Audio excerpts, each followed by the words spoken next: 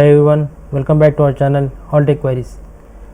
So today we are going to discuss something about Google Docs, and the topic is how to change margins in Google Docs. And for that I am going to show you two methods. So before we start our video, please like our video and subscribe to our channel AllTechQueries. So let's begin. So let me open my Google Docs first. So this is our Google Docs, and I am going to add some content here so that you can understand better. So these are the margins. If you can see the plain area here, the gap on all sides, these are the margins. So the first method is go to this file menu and click on the option page setup, and if you look at here the margins option, the values are 1, 1, 1 and 1 on all sides. That means the gap is 1 inch on all sides of this document.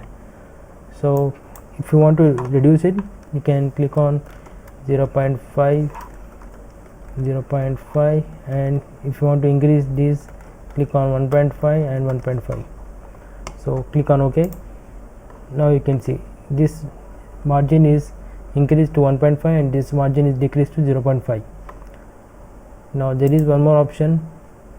Go to this page setup, and if you want to set these values as default for all your new documents, then click on this option set as default. If you click on this, then every new document will have this same margins. Okay, with this you can change the margins. And now let's move to the method 2. For method 2, you need to enable this ruler option. So to enable this, go to this view menu and click on show ruler. So yeah, by default, if you are disabling the option, then you won't see rulers here. So go to this view menu and click on this show ruler to enable the ruler. So there are two types of rulers here. One is vertical ruler, which will help you increase and decrease the margins on top and bottom, and one is the horizontal ruler, which will help you change the margins on left and right side of the document. So let me show you the vertical ruler first. So the vertical ruler is placed on the left side of the document, and if you can see here, there is a gray area and white area. The gray area indicates the margin. So this is the point your margin is.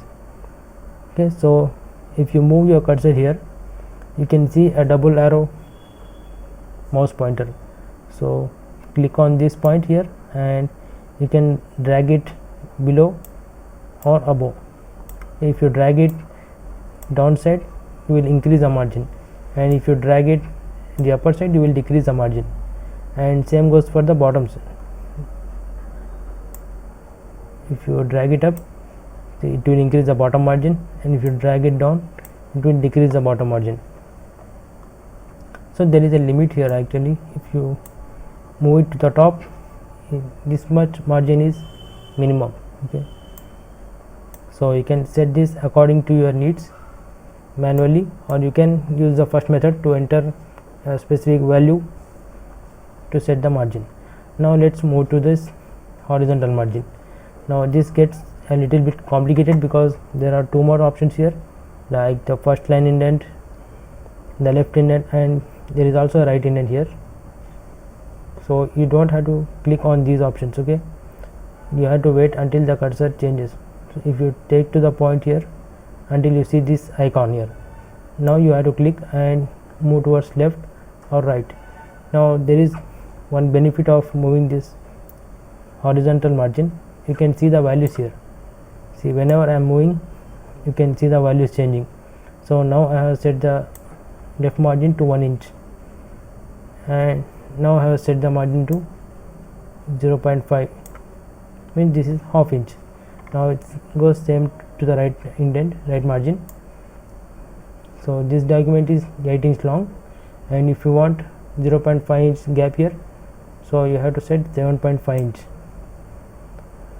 So you may not see a proper margin here because of the alignment.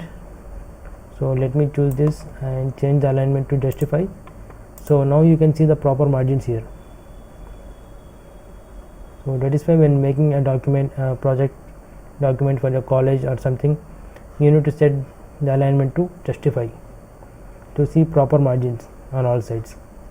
So these are the two methods by which you can change the margins in Google Docs. So I have also created a video on this ruler where I have explained several things like first line indent, left indent, right indent, bullet point indent, and tab stops. Okay, there are tab stops here, and these icons, what these little options do. Okay, I have explained everything in that video. I am going to leave that video link in the description, so please check that as well. So that's all for today, guys. If you think this video was helpful, then click on the like button and also support our channel by subscribing it. So thank you for watching.